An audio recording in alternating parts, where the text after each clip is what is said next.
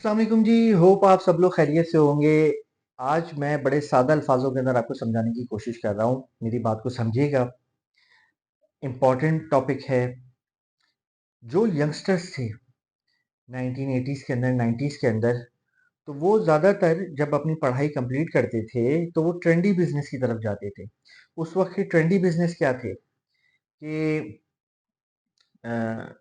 गली गली में जगह जगह वीडियो गेम की दुकानें खुली हुई होती हैं। तो हम छोटे होते थे, हम भी जाते थे, भाई भाई हमें टोकन दे दें, इतने टोकन, और हम लेके वो वीडियो गेम टोकन डाल के वो वीडियो गेम खेल रहे होते थे। 3-4 साल के बाद वक्त बदला और फिर आ गया वीसीआर, कैसेट्स। फिर वो वीडियो गेम की दुकानें बंद होना शुरू हुई और सब ने खोलनी शुरू करी वीडियो कैसेट्स की शॉप। वो वीडियो कैसेट्स की दुकानें बंद हुई। फिर एक नया कल्चर शुरू हुआ कि जी सीडी अब सेल करनी है। पहले कैसेट्स रेंट पे देते थे, अब सीडीज को हमें सेल करना है। फिर ट्रेंड चेंज हुआ। फिर हुआ ये कि जी अब कंप्यूटर खरीदना है। तो हर जगह वो सीडीज की भी दुकान बंद हो गई, कैसेट की भी दुकान बंद हो गई, वीडियो गेम की भी दुकान बंद हो गई। अब हर जगह कंप्यूटर का कारोबार शुरू हो गया। हर तीसरी गली में आपको मोहल्ले की कंप्यूटर की शॉप्स नजर आने लगी, उसकी एक्सेसरीज की शॉप नजर आने लग गई। फिर वो वक्त भी बदला। फिर आया मोबाइल फोन। अब सिर्फ जिसको जरूरत होती है वो मोबाइल फ़ोन खरीदता है, वो कंप्यूटर खरीदता है, वरना मोबाइल फ़ोन से ही ज़्यादातर लोग अपने काम कर लेते हैं। मैं आज भी उन लोगों को, जो लोग उस टाइम के ट्रेंडी बिज़नेस करते थे, उनको जानता हूँ। उसमें से कुछ लोग काफ़ी कामयाब हैं। इनफैक्ट कुछ लोग तो मुल्क से बाहर जाके बड़ी सक्सेसफुल लाइफ़ भी गुज़ार रहे हैं और कुछ लोग कामयाब नहीं हैं, उनके साथ मुश्किल वक़्त चल रहा है। दोनों का अगर मैं एनालिसिस करता हूँ इन लोगों का, तो एनालिसिस के अंदर मैं एक चीज देखता हूं कि सक्सेसफुल वो लोग थे जो इस शॉप्स, जब ये बिजनेस बंद हो रहा था, जो लोग एजुकेटेड थे, जिन्होंने अपनी पढ़ाई कंप्लीट करने के बाद ये कारोबार शुरू किए थे। जो लोग पढ़ाई खत्म करने से पहले ही या जिनका पढ़ने लिखने में दिल नहीं लगता था, वो डायरेक्टली आ गए इस ट्रेंडी बिजनेस में। और जब ये ट्रेंडी बिजनेस खत्म होने लगा तो उनको समझ ही नहीं आया क्या करें, और वो सिस्टम को साथ मैनेज ही नहीं कर सके और वो आज तक सेटल नहीं हो पाए। रीज़न क्या है? जो लोग एजुकेटेड थे, जो लोग पढ़े लिखे थे, वो लोग निकल गए आगे। देखिए, एजुकेशन करती क्या है? एजुकेशन आपकी नॉलेज और स्किल सेट के ऊपर आपका काम करती है। आपकी क्रिटिकल थिंकिंग के ऑप्शंस खोलती है आपके दिमाग के अंदर कि जी अगर आपके ऊपर कल को कोई बुरा वक्त आए तो आपका दिमाग ये सोचने के काबिल होता है कि मुझे इस बुरे वक्त से कैसे निकलना है, मुझे सोशल स्किल्स कैसे डेवलप करने हैं, मुझे अपना सोशल नेटवर्क किस तरीके से क्रिएट करना है। ये सब पढ़ाई आपको सिखाती है। कल्चर अवेयरनेस आपको पढ़ाई सिखाती है। आपको एक सक्सेसफुल इंसान बनाती है। सक्सेसफुल इंसान का मतलब ये नहीं है कि सक्सेसफुल आदमी अमीर हो, क्योंकि अगर पढ़ाई सक्सेसफुल आदमी बना रही हो, यानी कि अमीर बना रही होती, तो आधी दुनिया अमीर होती। लेकिन आधी दुनिया अमीर नहीं है। दुनिया में सिर्फ 20% लोग हैं जिनके पास आज अपना कारोबार, अपना घर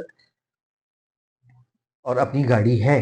तो इस पूरी दुनिया के अंदर अगर रिसर्च में देखा जाए तो पढ़े लिखे तो लोग बहुत हैं। लेकिन सक्सेसफुल बनाती है, सक्सेसफुल का मतलब ये है कि आपने अपने माँ बाप से कैसे बात करनी है, आपने अपने बहन भाइयों के साथ किस तरीके से बात करनी है, उनके बुरे वक्त के अंदर मदद कैसे करनी है। जिस सोशल नेटवर्क के अंदर, जिस सोसाइटी के अंदर आप पले बड़े हैं, जिस जहाँ से आपने एजुकेशन हासिल की है, आप उसको सोचने की काबिलियत देती है कि मैं इसको पे बैक कैसे कर सकता हूँ, मैं ऐसा क्या काम करूँ जिससे दूसरों की मदद होगी। सक्सेसफुल का एक्चुअल मतलब ये है। लेकिन हमारे पास सक्सेसफुल का जो मतलब समझा जाता है वो समझा जाता है पैसे से, वैल्यू, कि इसकी क्या नेटवर्थ है, तो ये सक्सेसफुल है, लेकिन एक्चुअली में वो सक्सेसफुल नहीं है, वो अमीर आदमी है। ज़रूरी नहीं है कि वो पढ़ा लिखा हो। अब मैं आपको बताना ये चाहता हूँ कि बहुत सारे बहुत सारे अभी मैं देखता हूँ यंग इन्फ्लुएंसर्स जो कि स्कूल और कॉलेज ड्रॉप आउट है,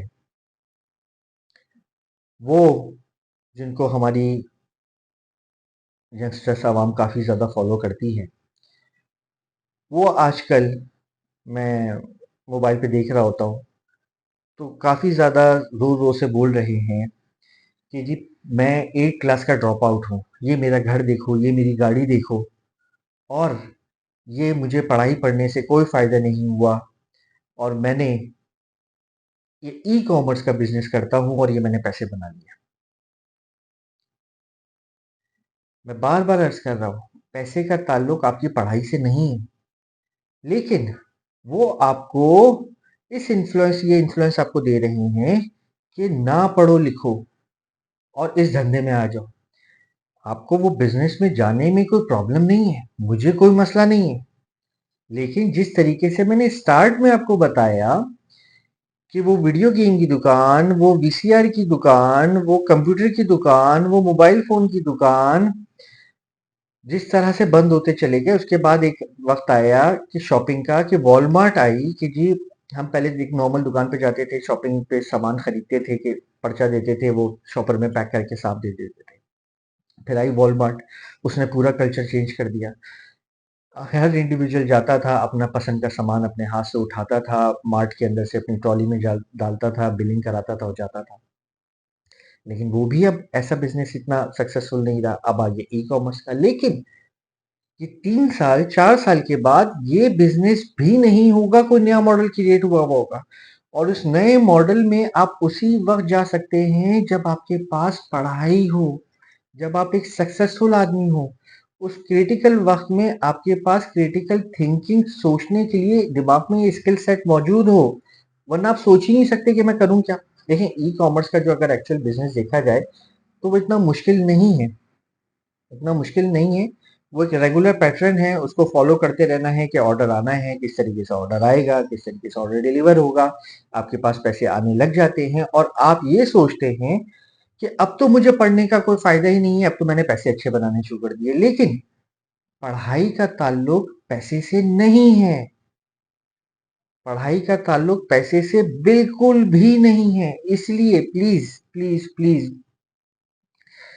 अब आप कुछ इन्फ्लुएंसर्स को देखें, वो अपनी गाड़ी दिखा रहा है, वो अपने घर दिखाते हैं और भरपूर अब्यूजिव लैंग्वेज यूज करते हैं, भरपूर अब्यूजिव लैंग्वेज यूज करके अटेंशन करते हैं लोगों को, जिससे, और वो साथ साथ अब्यूजिव लैंग्वेज यूज करके बोल भी रहा है कि मैं पढ़ा लिखा नहीं हूँ, मैंने पढ़ा लिखा नहीं हूँ। तो आपको समझ जाना चाहिए कि वो पढ़ा लिखा नहीं है, तभी वो ऐसी अब्यूजिव लैंग्वेज यूज करते हैं ओपन फोरम के ऊपर। उनकी माँ, बहन, उसका बड़ा भाई या उनके लोग, फैमिली के लोग देखते होंगे तो वो क्या उसके बारे में सोचते होंगे, क्या रिस्पेक्ट करते होंगे उसकी।